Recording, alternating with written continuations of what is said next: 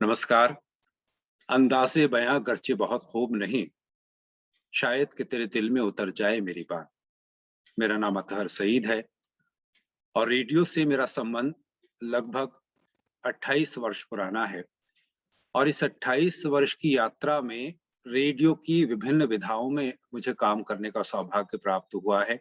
चाहे वो समाचार हों, चाहे रेडियो नाटक हों, रूपक हों, चाहे सजीव प्रसारण हो यानी कमेंट्री हो, आँखों देखा हाल जिसको हम कहते हैं, चाहे फीचर की बात हो, चाहे टॉक्स की बात हो, चाहे एफएम की अगर बात करें तो एफएम रेडियो में रेडियो जॉकी का जहाँ तक संबंध है तो उसमें भी मुझे काम करने का सौभाग्य प्राप्त हुआ है।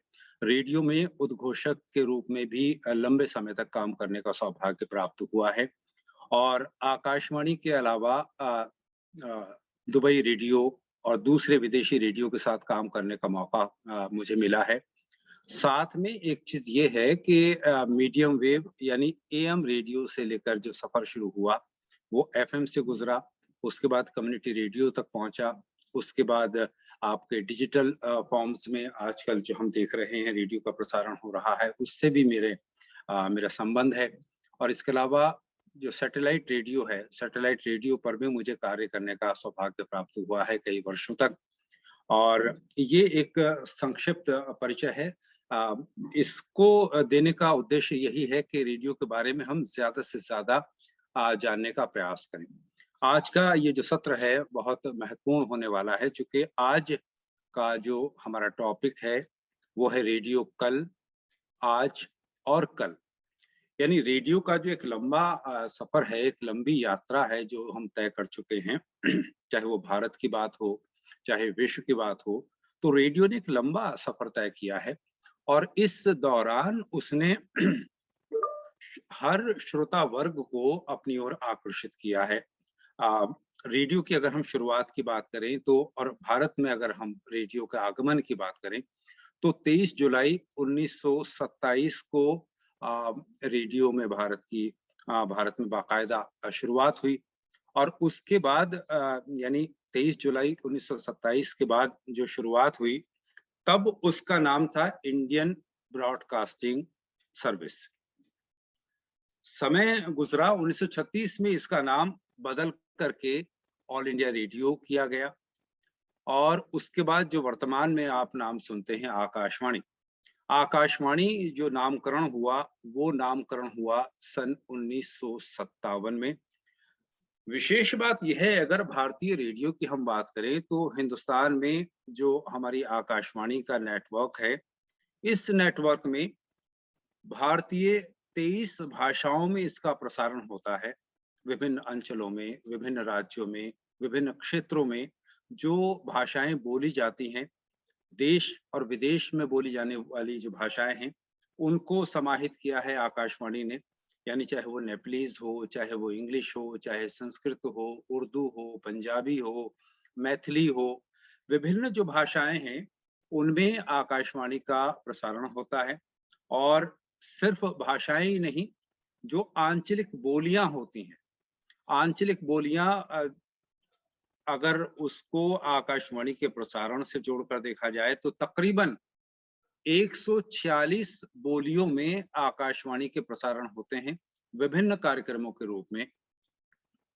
और अगर हम शुरुआती दौर की बात करें आकाशवाणी की, चूँकि एक पूरा सफ़रनामा आप तक पहुँचाना है, जो यात्रा है, यात्रा वृत्तांत आप तक पहुँचानी है कि रेडियो कल क्या था, रेडियो आज क्या है और आने वाले कल में रेडियो का भविष्य क्या है, इस पर हम चर्चा करने वाले हैं। तो बहुत सारी चीज़ें जानना बहुत आवश्यक है हमें। 1947 में आकाशवाणी के मात्र 6 रेडियो स्टेशन हुआ करते थे। यानी एक छोटा-सा नेटवर्क था आकाशवाणी का और अगर आम लोगों तक पहुँच की बात करें, तो मात्र 11% लोगों तक आकाशवाणी की पहुँच थी, यानी ऑल इंडिया रेडियो की पहुँच थी। आज की अगर हम बात करें, तो लगभग 223 रेडियो स्टेशन पूरे भारतवर्ष में आकाशवाणी के हैं, यानी एक विशाल नेटवर्क आकाशवाणी का इस समय मौजूद है। और पहुँच की बात करें तो कमाल की बात है, 99.1% लोगों तक उसकी पहुँच है।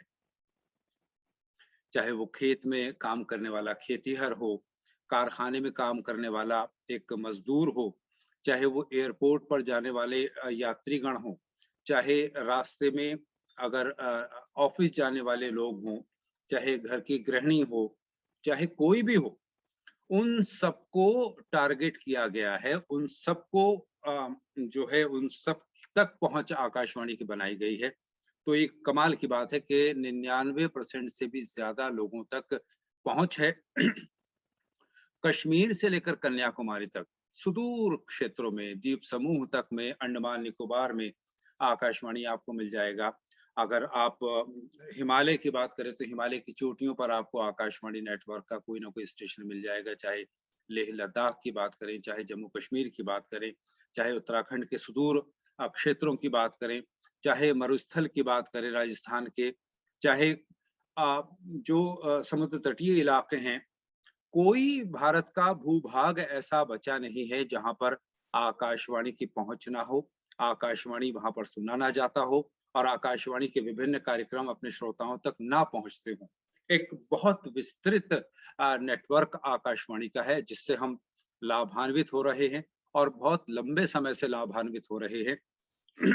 अब हम अगर शुरुआती दौर की बात करें तो आकाशवाणी मात्र सूचना देने का एक माध्यम हुआ करता था। यानी एक सूचना जो हुई, वो सूचना अपने श्रोता तक पहुंचाना, ये काम रेडियो का हुआ करता था। लेकिन और साथ में उसके बाद हम देखें कि उसके बाद मजदूरों और किसानों तक इसकी पहुंच हुई, यानी उनको माइंड में रखते हुए, उनको ज़हन में रखते हुए कार्यक्रम बनाए जाने लगे और उनका प्रसारण किया जाने लगा। सबसे बड़े श्रोता के रूप में आज भी हमारे यही लोग हैं, यानी जो मजदूर हैं, कारखाने में काम करने वाले लोग हैं, छात्र हैं या फिर जो किसान हैं, उनके लिए ये कार्यक्रम बनाए जाते हैं, उन तक के कार्यक्रमों की पहुंच होती है और एक बहुत बड़ा वर्ग जो है आकाशवाणी का, वो इन्हीं लोगों का है। अब हालांकि ये एक लंबा सफर रहा और इस लंबे सफर के दौरान आकाशवाणी ने बहुत सारी ऊंचाइयां छुई हैं, अपना चरम देखा है। आकाशवाणी की शुरुआत से लेके चरम तक हम पहुंचे आकाशवाणी के सफर में। उसके बाद टेलीविजन आने के बाद इस सफर में थोड़ी सी रुकावट आई, थोड़ा सा व्यवधान आया, क्योंकि टीवी आने के बाद रेडियो की लोकप्रियता कुछ कम हुई, श्रोता कुछ कम हुए, लोग आकर्षित हुए टीवी की तरफ, टेलीविजन देखने के लिए जरा ज्यादा गए। लेकिन एक दौर जब आपने देखा होगा कि एक दौर एफएम का आया, एफएम के दौर के आने के बाद एक बार फिर लोकप्रियता रेडियो की अपने चरम पर पहुंच गई। यानी कि जो श्रोता रेडियो से दूर हो गए थे टेलीविजन के कारण, एक बार फिर रेडियो के नजदीक आ गए। लेकिन रेडियो में यहाँ पर भी एक परिवर्तन आया। परिवर्तन यह आया कि पहले रेडियो औपचारिक हुआ करता था। हम शुरू से सुनते आए हैं कि ये आकाशवाणी है, 12:10 हुए हैं, प्रस्तुत है चित्रपट संगीत। आज भी प्राइमरी जो चैनल्स हैं, उनमें रेडियो की औपचारिकता जो है वह बरकरार है। लेकिन एफएम के आने के बाद रेडियो इंटरैक्टिव हुआ। रेडियो एक मनोरंजन का साधन हम लोग मानते रहे। तो रेडियो ने एक बार फिर अपने श्रोता को चारों तरफ से खींचा और अपनी ओर आकर्षित किया और अपने मोहपाश में बांध लिया। विभिन्न प्रकार के कार्यक्रम प्रस्तुत किए जाने लगे और खास तौर पर जो टारगेट ऑडियंस है, जो श्रोता है, उनको माइंड में रखते हुए प्रोग्राम डिजाइन किए जाने लगे, प्रोग्राम्स का निर्माण होने लगा और प्रोग्राम्स का प्रसारण हो गया। और उसमें रेडियो के चाहने वाले एक बार फिर रेडियो के नजदीक आ गए। अब बात करते हैं कि रेडियो के फॉर्मेट कितने प्रकार के होते हैं, रेडियो में क्या कुछ जाता है। तो रेडियो में हम आपको बता दें कि रेडियो में विभिन्न विधाओं को सजीव देखने का हमें मौका है। लेकिन उस पर जाने से पहले हम ये जान लें कि रेडियो पहले औपचारिक हुआ करता था, अब रेडियो अनौपचारिक है। अगर हम विशेष कर अगर एफएम रेडियो की बात करें तो एफएम रेडियो अनौपचारिक हुआ है, एक मित्र की तरह हमसे पेश आता है हमें ये लगता है कि रेडियो जॉकी जो उस एंड से बोल रहा है, जो रेडियो स्टेशन से बोल रहा है, वो हमारा बहुत ही क्लोज फ्रेंड है, हमारा बहुत ही करीबी मित्र है, जो हमारे मन की बात जानता है और हमारे मन की बात हम तक पहुँचाने का प्रयास करता है। तो रेडियो एक तरह से मित्र हो गया हमारा। पहले औपचारिक था। पहले ऐसा लगता था कि हाँ, एक उद्घोषक बैठा हुआ है उधर और वो केवल सूचनाएँ हम तक भेज रहा है, हम सूचनाएँ प्राप्त कर रहे हैं और हम ये करते थे कि हम अपने जो श्रोता हैं, उनकी पसंद को अपने ज़हन में, अपने दिमाग में बिठा कर के कार्यक्रम प्रस्तुत किया करते थे। एक और बात, रेडियो एक ऐसा माध्यम है, जनमाध्यम है। अ, सब तक उसकी पहुँच है जहाँ तक भारत का प्रश्न है। तो सांस्कृतिक दूत हम मानते हैं। पहले भी सांस्कृतिक दूत था, आज भी सांस्कृतिक दूत है। अगर आकाशवाणी की बात करें तो आने वाले कल में भी मैं उम्मीद करता हूँ कि जो हमारी सांस्कृतिक गतिविधियाँ हैं, जो हमारे संस्कृति है, वो हमारे श्रोताओं तक पहुँचाने का कार्य करता रहेगा। ये पुनीत कार्य है और ये पुनीत कार्य रेडियो ने बखूबी अंजाम दिया है अब तक की अपनी यात्रा में और ये यात्रा अनवरत जारी है। उम्मीद करते हैं कि ये आगे भी जारी रहेंगी। रेडियो हमारी जो सबसे बड़ी बात है, हमारी प्राचीन जो संस्कृति है, जो प्राचीन हमारी विरासत है, हेरिटेज है, उसका बहुत बड़ा संरक्षक है। हम देखें कि जो हमारे शास्त्रीय संगीत है, सुगम संगीत है, लोकगीत है, हमारे भजन हैं, गीत हैं, हमारे जो नाटक हैं, बड़े-बड़े राइटर्स के नाटक हैं और बहुत खूबसूरत नाटक का प्रोडक्शन हुआ आकाशवाणी के ज़रिए, कहानियाँ हैं, फीचर हैं, ये तमाम तर चीज़ें हमारी सांस्कृतिक विरासत हैं और आकाशवाणी ने इनको संजोकर आज भी रखा हुआ है और समय-समय पर अपने सुनने वालों तक वो पहुँचाता है। क्लासिकल जो संगीत है, क्लासिकल म्यूज़िक है, शास्त्रीय संगीत है, उसके बड़े-बड़े पुरोधा हमारे यहाँ पैदा हुए। उनके जो काम हैं, जो उनकी बंदिशें हैं, वो बंदिशें लगातार हम अपने सुनने वालों तक पहुँचाने का कार्य आकाशवाणी ने किया और आज भी जो ऐतिहासिक और जो महत्वपूर्ण रिकॉर्डिंग्स हैं, वो आज भी संरक्षित हैं, आकाशवाणी के पास सुरक्षित हैं और समय-समय पर उनको अपने श्रोता तक पहुँचाने का कार्य आकाशवाणी करता है।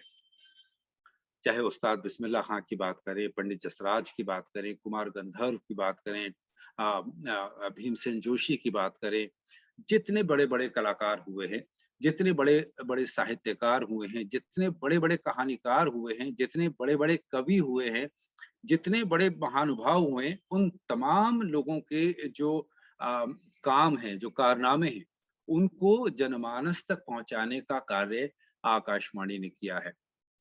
बहुत गर्व की बात है कि राष्ट्रपिता महात्मा गांधी जी का आगमन रेडियो में हुआ।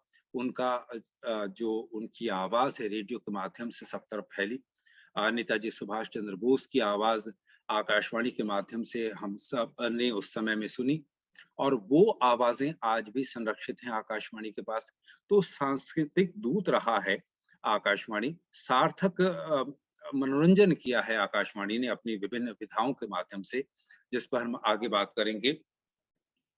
एक और बात है, आकाशवाणी समाचार देने का एकमात्र सशक्त माध्यम रहा है और भविष्य में भी हम ये मानकर चलते हैं कि अगर हम सच्चे और संतुलित समाचार सुनने के अगर हम आकांक्षी हैं, तो हमें आकाशवाणी समाचारों की ओर ही रुख करना होगा। आपको याद हो एक दौर था, जब हमारे जो बुजुर्ग हैं, हमारे माता-पिता और उससे भी पुराने लोग आकाशवाणी समाचार को बड़े ध्यान से सुना करते थे। ये आकाशवाणी है। अब आप देवकी नंदन पांडे से समाचार सुनिए। बहुत सारे लोगों को ये आवाज़ आज भी याद है। महान समाचार वाचक देवकी नंदन पांडे जी और उनके साथ-साथ बहुत सारे दूसरे समाचार वाचक रामानुज प्रसाद सिंह हैं, कुमार भार्गव हैं, मनोज मिश्र हैं, अज़ीज़ हसन हैं। तो ये सिलसिला लगातार आगे बढ़ रहा है और कभी-कभी आप मेरी आवाज़ में भी आप समाचार सुन सकते हैं। तो ये एक समाचार देने का सशक्त माध्यम रहा था, है और भविष्य में भी हम उम्मीद करते हैं कि जो सच्चे समाचार हैं वो आकाशवाणी के माध्यम से आप तक पहुंचते रहेंगे। हालांकि इसमें कुछ परिवर्तन आते रहते हैं समय के साथ साथ। पहले समाचार की जो अवधि थी वो कम हुआ करती थी, उसके बाद समाचार की अवधि में कुछ इजाफा हुआ, समाचार के गिने चुने बुलेटिन्स हुआ करते थे। मिसाल के तौर पर 5 मिनट का पहले बुलेटिन हुआ करता था। आज की तारीख में हम देखते हैं कि जो छोटा बुलेटिन है वो 10 मिनट का होता है, और उसके बाद 15 मिनट के बुलेटिन होते हैं, उसके बाद आधा घंटे के बुलेटिन होते हैं, और ये सिलसिला चलता रहता है। 5 मिनट के बुलेटिन में सिर्फ समाचार हुआ करते थे।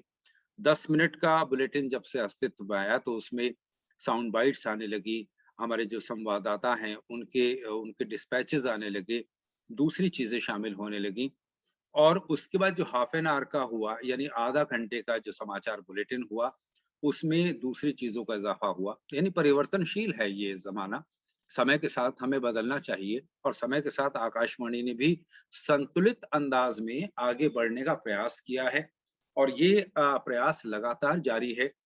उसमें समाचारों में परिवर्तन की हम बात कर रहे हैं, तो समाचार पहले ड्राए जाते थे, यानी सिर्फ समाचार वाचक की आवाज ही जाती थी, और वो छोटे बुलेटिन हुआ करते थे 5 मिनट के, और 3 बुलेटिन्स बड़े हुआ करते थे, वो 15 मिनट के हुआ करते थे। यानी एक अर्ली मॉर्निंग, एक दोपहर में, और एक शाम, ये 3 मेजर बुलेटिन्स हुआ करते थे, और 5-5 मिनट के हर एक घंटे के बाद बुलेटिन्स अपने सुनने वालों तक पहुंचते रहते थे। उसमें परिवर्तन ये हुआ समय के साथ, यानी आज के रेडियो की हम बात करें, आज के रेडियो के समाचार की बात करें, तो अब 5 मिनट की जगह 10 मिनट का बुलेटिन हो गया है। 10 मिनट के बुलेटिन्स में पहले साउंड इनपुट नहीं होता था, अब साउंड इनपुट उसमें शामिल होने लगा है। चाहे वो हमारे संवाददाता की आवाज में डिस्पैच हो, चाहे साउंड बाइट हो, चाहे दूसरे अंदाज में प्रोमोज हैं, ब्रेक है, गोंग है, ये तमाम तर चीजें उसमें समाहित हो गई हैं।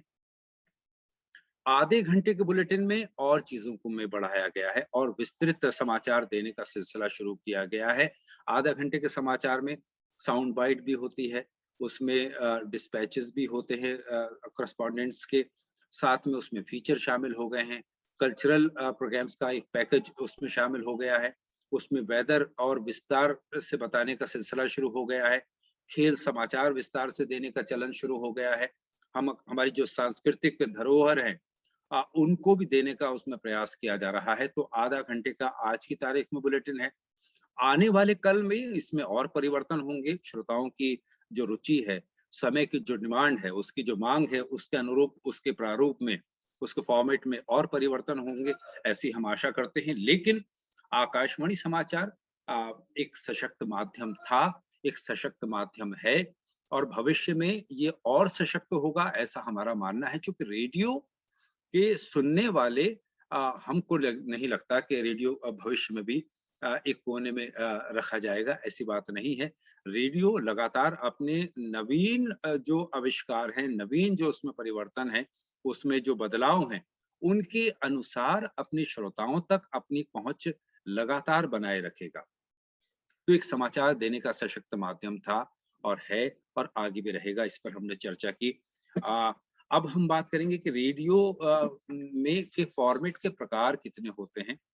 तो रेडियो में सबसे पहले तो हम बात करेंगे कि उसमें उद्घोषणाएं होती हैं, यानी अनाउंसमेंट्स होती है। फॉर एग्जाम्पल, ये आकाशवाणी है, अब आप अगला कार्यक्रम सुनेंगे, अगला कार्यक्रम किसानों के लिए है। तो इस तरह की जो उद्घोषणाएं होती हैं उनको अनाउंसमेंट्स कहा जाता है। तो अनाउंसमेंट्स रेडियो फॉर्मेट का हिस्सा है। इसके अलावा रेडियो टॉक, यानी रेडियो वार्ता, वार्ताएं प्रसारित होती हैं रेडियो से। इसके अलावा इंटरव्यूज, बड़े बड़े लोगों से, बड़े खिलाड़ियों से, बड़े संगीतज्ञों से, बड़े राजनेताओं से, और बड़े साहित्यकारों से, बड़े बड़े कवियों से, बड़े समाज सेवियों के से इंटरव्यू किए जाते हैं, और वो इंटरव्यूज जो हैं वो अपने सुनने वालों के लिए प्रसारित किए जाते हैं रेडियो के माध्यम से। इसके अलावा बड़े अलग अलग विषयों पर परिचर्चा आयोजित की जाती है, परिचर्चाएं प्रसारित की जाती हैं आकाशवाणी से। ये भी रेडियो फॉर्मेट का एक हिस्सा है।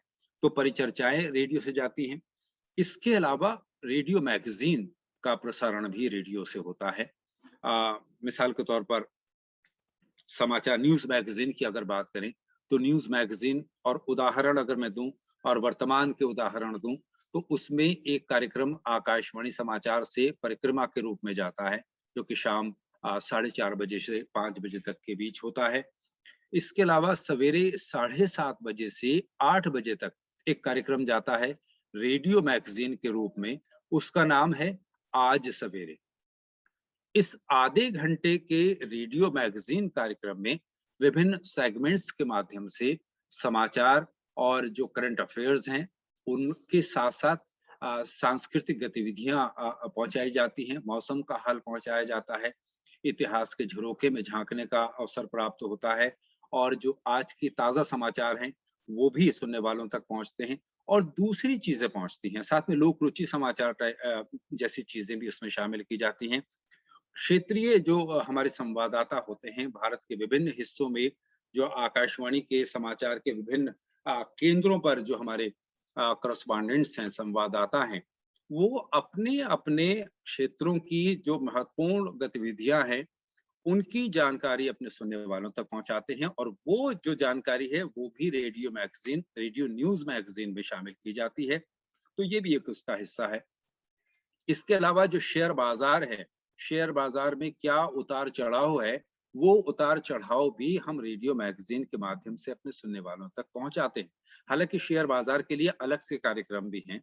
एक मार्केट मंत्रा के नाम से एक कार्यक्रम जाता है जिसमें हम शेयर मार्केट की जो उथल-पुथल है उसकी जानकारी देते हैं, कहाँ हमें निवेश करना चाहिए और किस प्रकार से निवेश करना चाहिए। उसमें एक्सपर्ट की हम राय भी जानने का हमें मौका मिलता है। तो मार्केट मंत्रा एक और उदाहरण है रेडियो मैगजीन का। इसके अलावा स्पोर्ट्स मैगजीन जाती है जिसमें खेल से संबंधित तमाम गतिविधियों को शामिल किया जाता है। जो आज के ताज़ा समाचार हैं खेल के उनसे जो है रूबरू कराया जाता है सुनने वालों को। साथ में एक विशेषज्ञ हमारे पास बैठा होता है जो कि खेल का विशेषज्ञ होता है।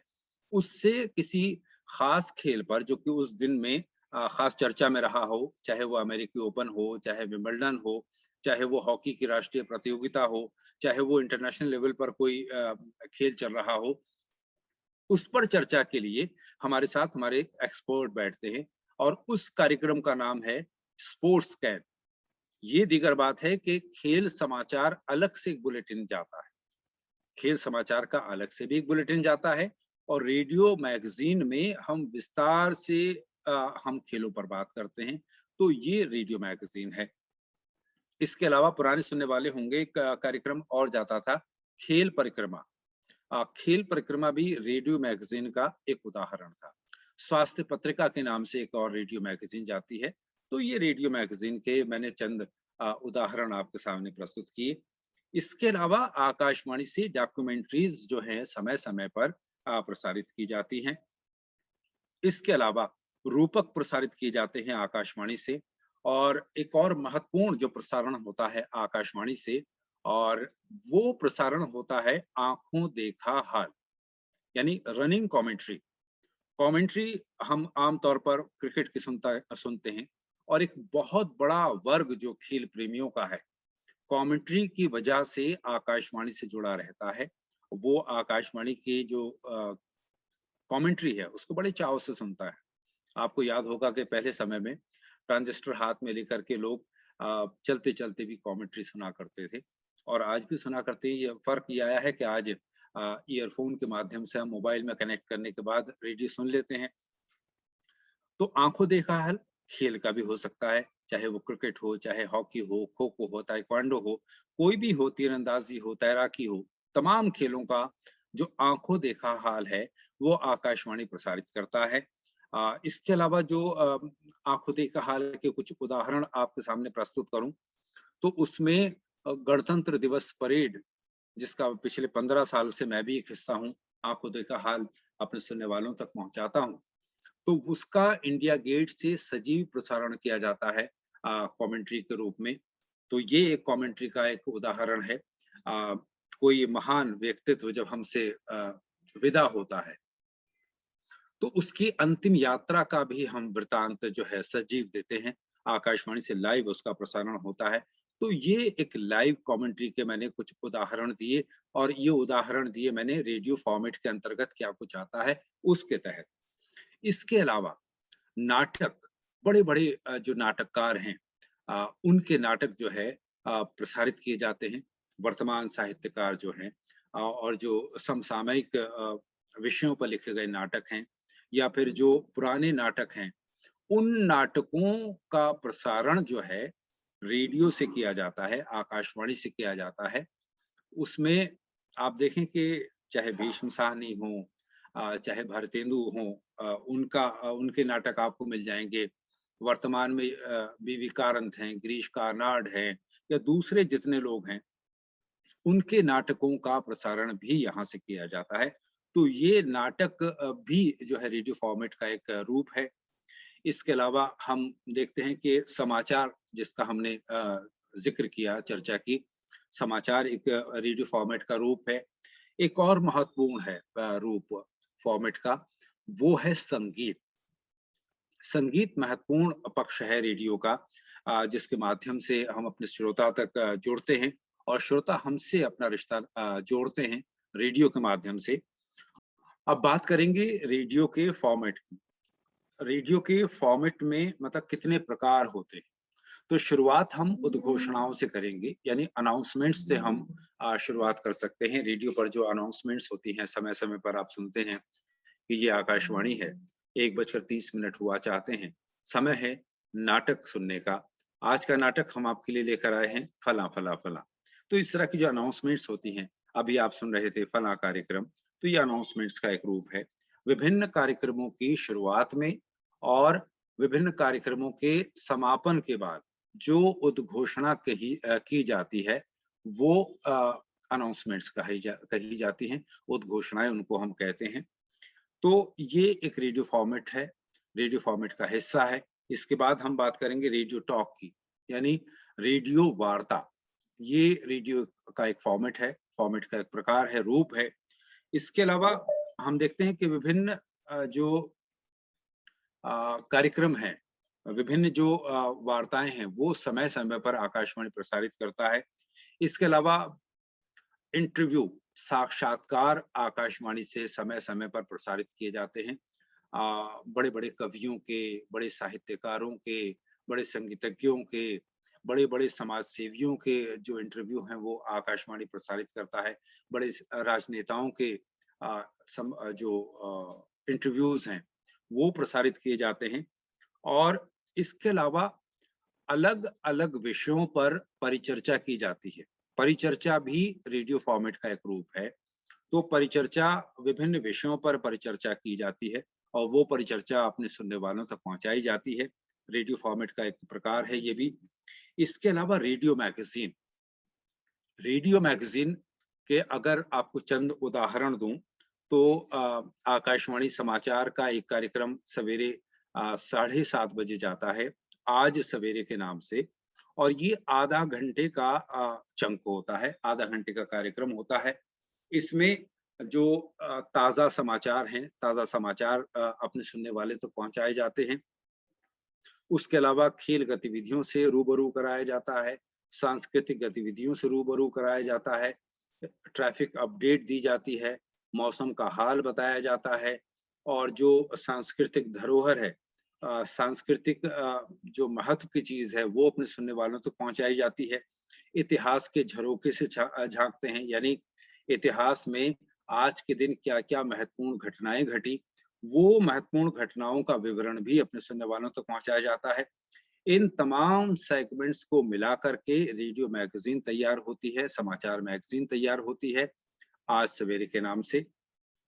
इसके अलावा शाम को 4:30 बजे आकाशवाणी की एक और रेडियो मैगज़ीन जाती है, उसका नाम परिक्रमा है और परिक्रमा में भी अलग-अलग सेगमेंट्स होते हैं। मिसाल के तौर पर जो ताज़ा समाचार हैं, राष्ट्रीय समाचार हैं, अंतर्राष्ट्रीय समाचार हैं, क्षेत्रीय समाचार हैं और जो भारत के विभिन्न हिस्सों में हमारे संवाददाता फैले हुए हैं, यानी पूरे भारतवर्ष में जो रीजनल कॉरेस्पोंडेंट्स हैं, वो अपने-अपने क्षेत्र की सांस्कृतिक गतिविधियों की जानकारी यहाँ तक पहुँचाते हैं और यहाँ से आकाशवाणी दिल्ली से का प्रसारण होता है परिक्रमा के अंतर्गत।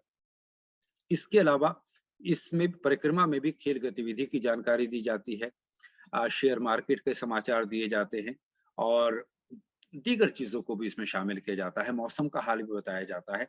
तो इन सबको मिलाकर के रेडियो मैगजीन बनती है परिक्रमा। खेल मैगजीन की बात करें तो खेल मैगजीन के रूप में स्पोर्ट्स कैन एक रेडियो मैगजीन है आकाशवाणी की।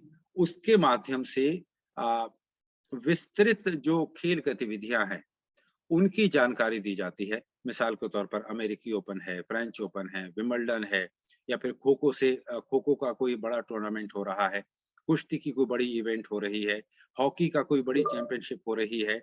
इन तमाम चीज़ों की जानकारी अपने सुनने वालों तक पहुँचाई जाती है। रेडियो मैगज़ीन के माध्यम से विस्तृत जानकारी दी जाती है, विस्तृत रिपोर्ट्स दी जाती हैं और साथ में एक विशेषज्ञ बैठा होता है।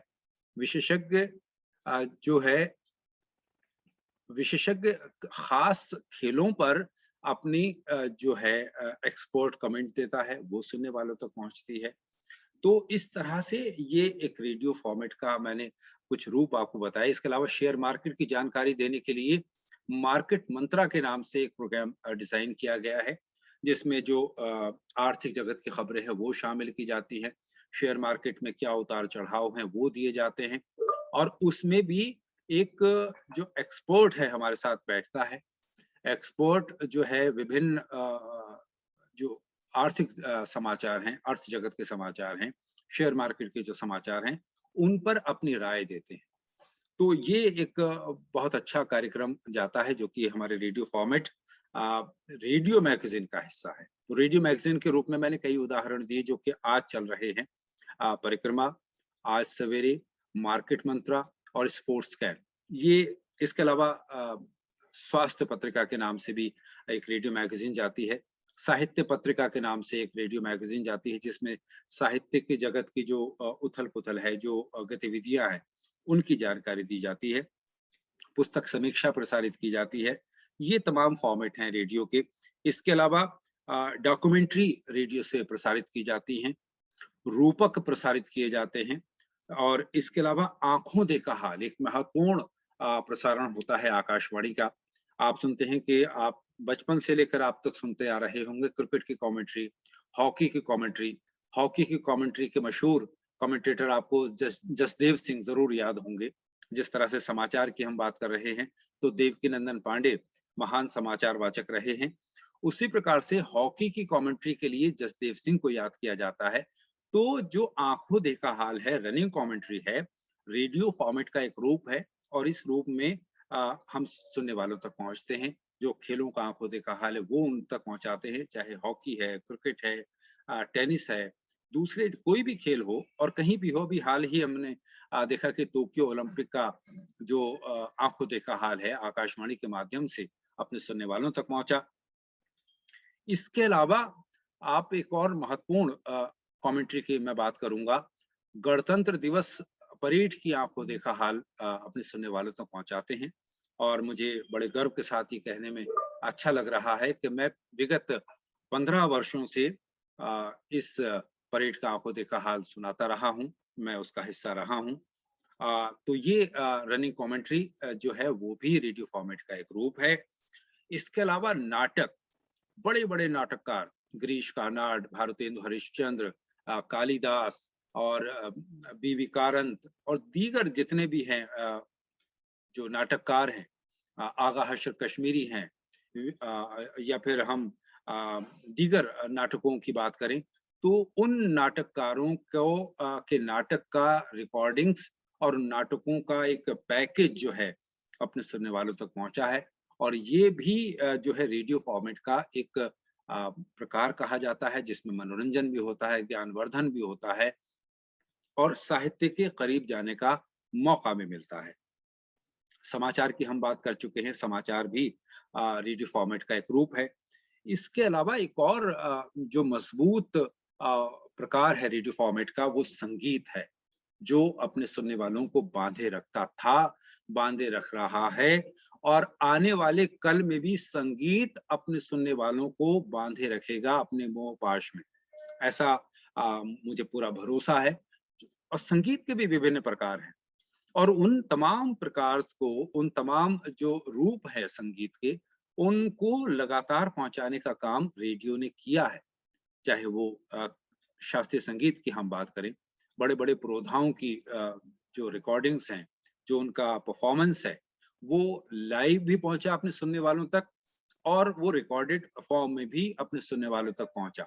तो एक सशक्त माध्यम है, चाहे कर्नाटक संगीत हो, कर्नाटक शैली का संगीत हो, चाहे वो हिंदुस्तानी शैली का क्लासिकल म्यूज़िक हो, चाहे सुगम संगीत हो, चाहे हमारे लोकगीत हों, चाहे भजन हों, चाहे कव्वाली हों, गीत हों, तमाम तरह के गीत, तमाम तरह का संगीत अपने सुनने वालों तक पहुँचाने का काम रेडियो ने किया था, कर रहा है और आने वाले कल में भी ये जो सफ़र है, वो ख़त्म नहीं होगा, ऐसा मुझे विश्वास है, ऐसी मुझे उम्मीद है। चूँकि संगीत एक बहुत सशक्त माध्यम है अपने सुनने वालों तक पहुँचने का, उनको जोड़े रखने का।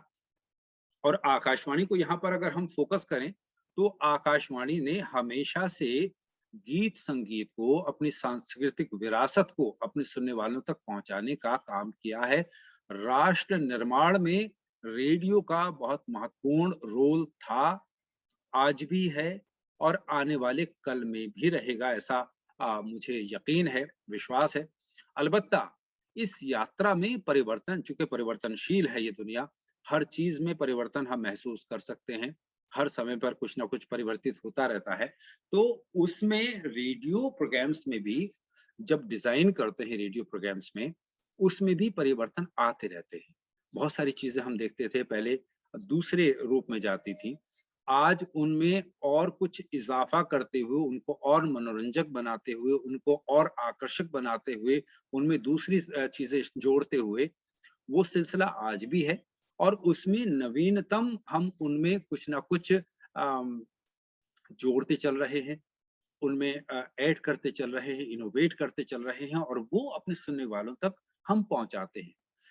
खास बात ये है, सबसे बड़ी बात रेडियो ब्रॉडकास्टर के जो माइंड में रहती है वो ये है कि जो टारगेट ऑडियंस है, उसके रिक्वायरमेंट क्या है, उसकी पसंद क्या है, उस पसंद को आकर्षक रूप से बना कर के प्रस्तुत करना, ये एक रेडियो प्रसारणकर्ता की खूबी होती है और ये जो है उसमें नए-नए प्रयोग किए जा रहे हैं और वो प्रयोग जो है वो सराहे भी जा रहे हैं। विशेषकर आजकल, जैसे हम हमने ज़िक्र किया कि पहले रेडियो औपचारिक होता था, आज रेडियो अनौपचारिक है। आने वाले कल में उसमें और कुछ परिवर्तन होंगे। रेडियो पहले एएम होता था, यानी आप देखते थे कि मीडियम वेव फ्रीक्वेंसी पर हम रेडियो सुनते थे और विदेश के अगर हम प्रसारण सुनते थे, तो शॉर्ट वेव के माध्यम से सुनते थे। उसमें परिवर्तन हुआ, हम एफएम पर आ गए, फ्रीक्वेंसी मॉड्यूलेशन पर आ गए। तो रेडियो में जो हमें एक डिस्टर्बेंस मिलता था पहले, वो डिस्टर्बेंस कुछ कम हुआ, बल्कि ना के बराबर हो गया और रेडियो अनौपचारिक भी हो गया, साथ में इंटरैक्टिव हो गया। रेडियो में मनोरंजन का पुट ज़्यादा हो गया और उसमें भी अ, भारत में जो प्राइवेट रेडियो आए हैं, उनके आने से और परिवर्तन हुआ। हालाँकि अगर हम देखें कि अगर वैश्विक रूप से देखें, तो वैश्विक रूप में भी रेडियो में लगातार परिवर्तन होते रहे हैं। पहले हम डाइशे वेले सुनते थे, एनएचके जापान की जो प्रसारण कंपनी है, वो हम सुनते थे। वॉइस ऑफ अमेरिका के आज भी सुनने वाले बहुत सारे मिल जाएँगे। ऑस्ट्रेलियन ब्रॉडकास्टिंग कॉर्पोरेशन के प्रसारण हम सुनते रहे हैं, उनके समाचार सुनते रहे हैं। बीबीसी बहुत विश्वसनीय समाचार प्रस्तुत करता रहा है, आज भी है और इसके अलावा हम अपने भारतीय अगर उसकी बात करें, रेडियो की बात करें, तो भारत में सबसे ज़्यादा जो लोकप्रिय रहा है, आकाशवाणी रहा है। एक ज़माने में आप सुनते होंगे कि श्रीलंका का रेडियो सिलोन बहुत सुना जाता था और उसका भी एक ख़ास प्रोग्राम गीतमाला करके था, बिनाका गीतमाला, जिसको अमीन सायानी प्रस्तुत किया करते थे। वो कार्यक्रम बहुत ज़्यादा लोकप्रिय था और बहुत लंबे समय तक उसका प्रसारण हुआ। हमने कमेंट्री की बात की, कमेंट्री में जसदेव सिंह का नाम महान कमेंटेटर में लिया जाता है। समाचारों में अगर हम बात करते हैं तो देवकीनंदन पांडे की बात करते हैं और अगर प्रस्तुतकर्ता की अगर हम बात करें, प्रेज़ेंटर की बात करें, अनाउंसर की बात करें तो उसमें अमीन सायानी को हम सब अपना आदर्श मानते हैं। तो इस तरह के ये महान व्यक्तित्व पैदा हुए हैं, जिन्होंने रेडियो के महत्व को और आगे बढ़ाया है, उसकी लोकप्रियता में इज़ाफ़ा किया है, उसमें उसके सुनने वालों में और इज़ाफ़ा किया है। तो रेडियो की जो एक अनवरत यात्रा है, वो लगातार जारी है और आगे भी चलती रहेगी। अलबत्ता उसमें परिवर्तन बहुत आए हैं। मैं ज़िक्र कर रहा था कि पहले मीडियम वेव के माध्यम से हम रेडियो सुना करते थे, शॉर्ट वेव के माध्यम से रेडियो सुना करते थे, फिर एफएम रेडियो आया, रेडियो अनौपचारिक हो गया। साथ में एक एजुकेशन के क्षेत्र में बहुत बड़ा काम हुआ है।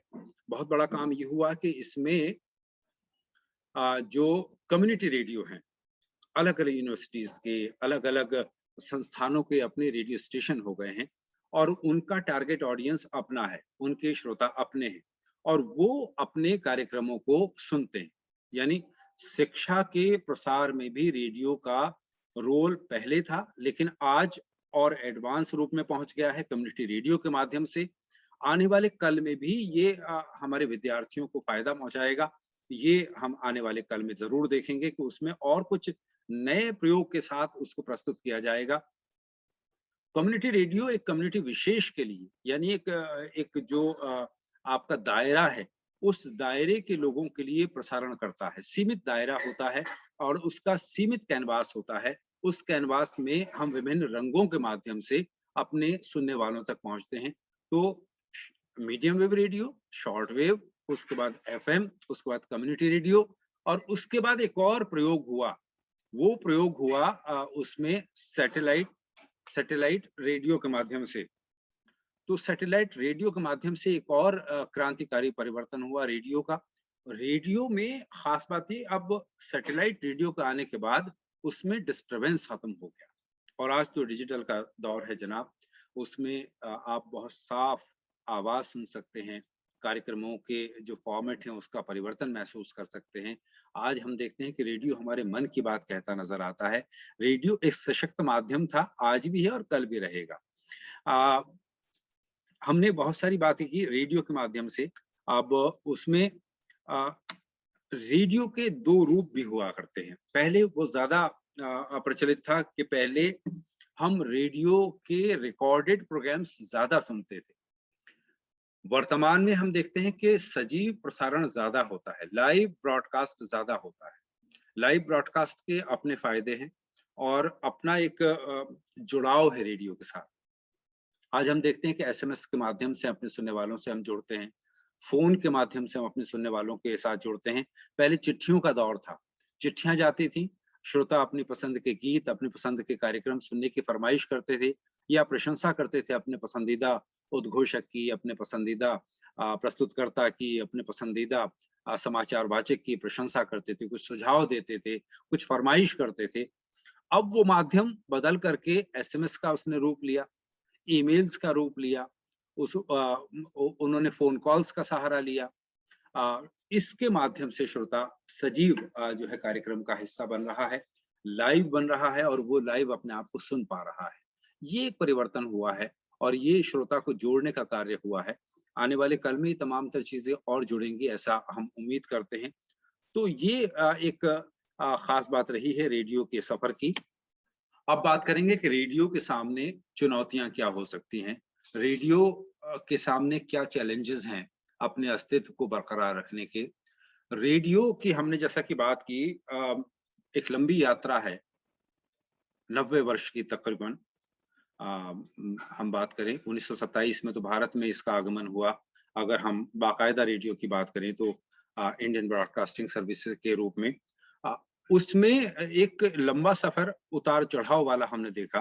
रेडियो की लोकप्रियता लगातार ऊपर चढ़ती रही, लेकिन जब से टीवी का आगमन हुआ तो रेडियो की लोकप्रियता में कमी आई और उसके बाद फिर जब से एफएम अस्तित्व में आया तो एफएम आने के बाद रेडियो की लोकप्रियता एक बार फिर आगे बढ़ी और साथ में हमने देखा कि एक परिवर्तन और भारत में हुआ। एक समय तक रेडियो का मतलब केवल सरकारी रेडियो था, केवल आकाशवाणी था। रेडियो में 90 के दशक में या यूं कहें कि 2006 के आसपास जो एफएम के आने के बाद जो परिवर्तन हुआ एफएम के रूप में, उसके बाद प्राइवेट कंपनियों का आना शुरू हुआ, प्राइवेट रेडियो स्टेशन का आना शुरू हुआ और एक बार फिर वो अपने मनोरंजक कार्यक्रमों के ज़रिए श्रोताओं को अपने साथ जोड़ने में सक्षम हुए, कामयाब हुए। एक बार फिर रेडियो की तरफ जो है सुनने वाले एक बार फिर पहुँचे। तो ये एक रेडियो का फिर से चरम उत्कर्ष का समय है, चरम का समय कहा जा सकता है। और इसमें परिवर्तन जैसा कि हम ज़िक्र लगातार कर रहे हैं कि विभिन्न परिवर्तनों से गुज़रता हुआ वर्तमान रेडियो परिदृश्य हमारे सामने है। रेडियो पहले औपचारिक हुआ करता था, अनौपचारिक आज है। रेडियो के प्रसारण में भी विभिन्न तकनीक का परिवर्तन हमने देखा। पहले मीडियम वेव, उसके बाद एफएम और उसके बाद फिर सैटेलाइट रेडियो और फिर online radio, internet radio, digital radio, ये तमाम परिवर्तन हैं। सैटेलाइट रेडियो के माध्यम से हमने रेडियो का प्रसारण सुन रहे हैं। ये तमाम परिवर्तन हैं जिनसे रेडियो गुजरा। अब रेडियो को अपना अस्तित्व आज जो संचार का युग है, सूचनाओं का युग है, ढेर सारी या जो सूचनाएं हैं उनका एक एक नदी बह रही है, एक बहाव है। उस बहाव में अपने अस्तित्व को बरकरार रखने के लिए, बचाने के लिए बहुत ज़रूरी है कि रेडियो को अपने प्रसारण में भी परिवर्तन करना होगा, चाहे वो तकनीकी रूप से अगर परिवर्तन करने की आवश्यकता है तो तकनीकी रूप से हमें सुधार करने होंगे। अपने प्रोग्राम्स के जो फॉर्मेट्स हैं, जो प्रोग्राम्स को डिजाइन करने का अंदाज है, उसमें और सारी चीजें जोड़नी होंगी और आगे की बात करनी होगी, तब अपने अस्तित्व को बरकरार रखने के लिए हमें ये बहुत जरूरी है कि इन तमाम तर चीजों में हमें परिवर्तन करना है।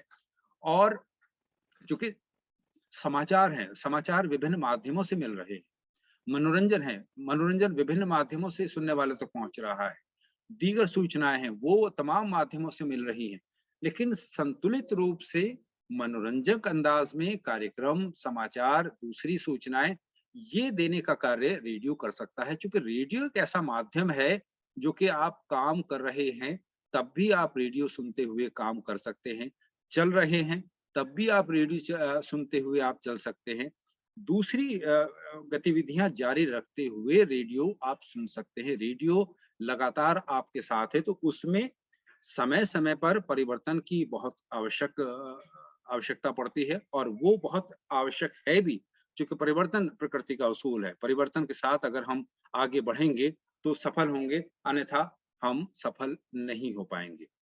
अ, चूंकि आज देखते हैं हम सोशल मीडिया का दौर है, इंटरनेट का दौर है, विभिन्न ऐप्स आ गए हैं, चाहे वो संगीत का है, चाहे समाचारों के हैं, चाहे दीगर सूचनाओं के हैं, तो ये तमाम तर चीजें हैं। चूंकि रेडियो एक ऐसा माध्यम है जिसमें हम शब्दों से चित्रण करते हैं। टेलीविजन आप देखते हैं तो एक जो तस्वीर है, हजार शब्दों की कहानी बयान कर देती है और रेडियो पर एक तस्वीर बनाने के लिए हमें हजार शब्दों का सहारा लेना पड़ता है। तो ये माध्यम का अंतर है, लेकिन खूबी ये है कि आप कुछ भी करते हुए रेडियो से लुत्फानंदोज हो सकते हैं, उससे आप सूचनाएं प्राप्त कर सकते हैं, उससे आप मनोरंजन ले सकते हैं। तो ये एक बेनिफिट है रेडियो का। रेडियो में अवसर की बात करें तो अवसर कल भी थे, अवसर आज भी हैं, आने वाले कल में भी होगा।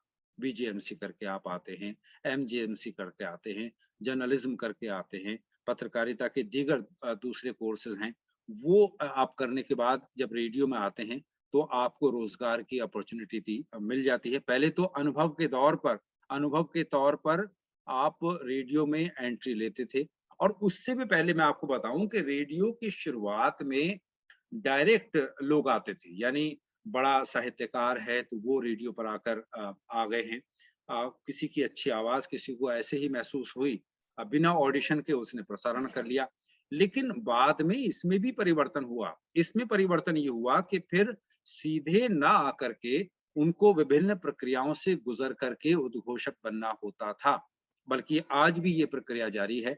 यानी एक आपको लिखित परीक्षा देनी पड़ती है, रिटन एग्जाम आपको देना पड़ता है, वो पास करने के बाद आपको ऑडिशन देना पड़ता है, ऑडिशन पास करने के बाद आपको इंटरव्यू फेस करना पड़ता है, तब कहीं जाकर के आप अनाउंसर बनते हैं, तब कहीं जाकर आप न्यूज रीडर बनते हैं, न्यूज एंकर बनते हैं। तो ये कल जो डायरेक्ट एंट्री हो जाती थी, आज वो डायरेक्ट एंट्री नहीं है। तो जितने भी हमारे जर्नलिज्म का कोर्स करने के बाद बच्चे आते हैं, तो उनके लिए बहुत सारे रोजगार के अवसर यहाँ पर हैं। रेडियो जॉकी के रूप में, वॉइस ओवर आर्टिस्ट के रूप में, कमेंटेटर के रूप में, ड्रामा आर्टिस्ट के रूप में, स्क्रिप्ट राइटिंग के रूप में, या फिर तकनीकी पहलू देखें तो इंजीनियरिंग के पक्ष में बहुत सारी वैकेंसीज, बहुत सारे अवसर यहाँ पर प्राप्त होते हैं, जो कि कल भी होते थे, आज भी होते थे। आज जरूरत और बढ़ गई है। आज जो सोशल मीडिया है, उनमें भी अवसर हासिल करने का मौका है, चूंकि रेडियो और विस्तृत हो गया है। रेडियो में, चूंकि रेडियो आवाज का माध्यम है, तो रेडियो में अगर आप कोई भी कोर्स करके आते हैं, पहले कोर्स करने की आवश्यकता नहीं थी, महज आपका शिक्षित होना ज़रूरी था। उसमें एक फिर मानदंड ये बना कि आपका ग्रेजुएट होना ज़रूरी था। ग्रेजुएट होने के बाद ही आप समाचार वाचक बन सकते हैं, ग्रेजुएट होने के बाद ही आप उद्घोषक बन सकते हैं या दीगर चीज़ें कर सकते हैं। अलबत्ता संगीत या नाटक इसके अपवाद ज़रूर हो सकते हैं, उसमें आपके एकेडमिक क्वालिफ़िकेशन की आवश्यकता नहीं पड़ती थी। उसमें केवल आपके हुनर के जौहर आपको दिखाने होते थे, तब आपकी एंट्री होती थी। अ, लेकिन आज चूँकि बच्चे जर्नलिज़्म का कोर्स करके आते हैं, उसमें डिग्री हासिल करने के बाद आते हैं, बीजेएमसी है, एमजेएमसी है, या फिर जर्नलिज़्म के विभिन्न कोर्सेज़ हैं, उनको करने के बाद आते हैं, तो उनके लिए बहुत सारे मौके यहाँ पर रोज़गार हासिल करने के हो सकते हैं। वॉइस ओवर आर्टिस्ट के रूप में आप विभिन्न प्रकार से अपनी आवाज़ का इस्तेमाल कर सकते हैं। न सिर्फ रेडियो में, बल्कि रेडियो से बाहर भी अपनी आवाज़ आप दे सकते हैं और एक अच्छी खासी आप आमदनी अपने नाम कर सकते हैं। इसके अलावा वॉइस आर्टिस्ट होते हैं। विभिन्न प्रकार के जो किरदार हैं, जो कैरेक्टर्स हैं, जो कैरेक्टर वॉइस हैं, उनके रूप में आप कमा सकते हैं। मिमिक्री आर्टिस्ट के रूप में आप कमा सकते हैं, जिनके विभिन्न कार्यक्रम बनते हैं और प्रसारित होते हैं। खास तौर पर प्राइवेट रेडियो चैनल्स की अगर हम बात करें, तो वहाँ पर ज़्यादा अवसर इस तरह के प्राप्त होते हैं। इसके अलावा आप प्रोमो में अपनी आवाज़ दे सकते हैं, जो प्रोमोज़ बनते हैं, एड बनते हैं, एडवर्टाइज़मेंट बनते हैं, विज्ञापन बनते हैं, उनमें अपनी आवाज़ का इस्तेमाल कर सकते हैं। आँखों देखा हाल सुनाने के लिए आप कमेंटेटर के लिए भी आप क्वालीफाई कर सकते हैं। आपके अंदर वो काबिलियत है, चूँकि आप जो तकनीकी पक्ष है, वो आप क्लियर करके आते हैं, तो उसके बाद यहाँ पर आप कमेंटेटर बन सकते हैं। ड्रामा आर्टिस्ट का बड़ा स्कोप है। ड्रामा आर्टिस्ट के रूप में आप अपनी कला यहाँ पर प्रदर्शित कर सकते हैं, अपनी आवाज़ का जादू दिखा सकते हैं। रेडियो जॉकी आज का लोकप्रिय एक तरह से उद्घोषणा करने का एक माध्यम है। तो रेडियो जॉकी के रूप में न केवल आकाशवाणी के जो चैनल्स हैं, एफएम गोल्ड है या फिर एफएम रेनबो है, इनके अलावा प्राइवेट रेडियो चैनल्स बहुत सारे हैं। उन रेडियो चैनल्स में अपनी प्रतिभा का प्रदर्शन आप कर सकते हैं, और न केवल अपने शहर में कर सकते हैं, अपने देश में कर सकते हैं, बल्कि विदेश में जाकर के भी आप अपनी प्रतिभा का प्रदर्शन कर सकते हैं। इसके रोजगार का माध्यम इसको बना सकते हैं, और भविष्य में भी रेडियो में हम यही चीज देखने वाले हैं कि इसमें रोजगार के अवसर और प्राप्त होंगे। इसके अलावा न्यूज़ से रिलेटेड अगर हम अ, रोज़गार की बात करें, तो न्यूज़ एडिटर के रूप में आप रोज़गार हासिल कर सकते हैं। न्यूज़ एंकर के रूप में आप वहाँ पर अच्छा काम कर सकते हैं। न्यूज़ रीडर बन सकते हैं, news anchor, news reader, editor बन सकते हैं। साथ में जो सोशल मीडिया है, सोशल मीडिया का भी आप हिस्सा बन सकते हैं। आप समाचार संपादन का काम कर सकते हैं, आप कमेंट्री कर सकते हैं, क्रिकेट कमेंट्री कर सकते हैं, दीगर कमेंट्री कर सकते हैं। तो ये तमाम अवसर हैं जिनको आप रेडियो के माध्यम से हासिल कर सकते हैं। अब सारी चीज़ों के साथ-साथ हम ये कह सकते हैं कि रेडियो कल भी सार्थक था, रेडियो आज भी सार्थक है, और रेडियो कल भी सार्थक रहेगा। रेडियो के सुनने वाले कल भी थे, आज भी थे, आने वाले कल भी होंगे, ये उम्मीद करते हैं। अलबत्ता रेडियो के अंदाज बदल सकते हैं, रेडियो में नई चीजें जुड़ सकती हैं, रेडियो में नए कार्यक्रम जुड़ सकते हैं, लेकिन रेडियो का अस्तित्व बाकी रहेगा, ऐसा हमें उम्मीद है, और ऐसा हम आशा भी कर सकते हैं। और ऐसी ये चीजें बताती भी हैं कि रेडियो एक ऐसा माध्यम है, रेडियो इतना सशक्त माध्यम है, टेलीविज़न के लिए आपको अलग से समय निकालना पड़ता है, सोशल मीडिया के लिए आपको अलग से समय निकालना पड़ता है, लेकिन रेडियो ऐसा माध्यम है कि आप अपना कार्य करते हुए रेडियो सुन सकते हैं, तो ये सशक्त माध्यम कल भी था, आज भी है, कल भी रहेगा। आज की बात बस इतनी ही, अनुमति दें, नमस्कार।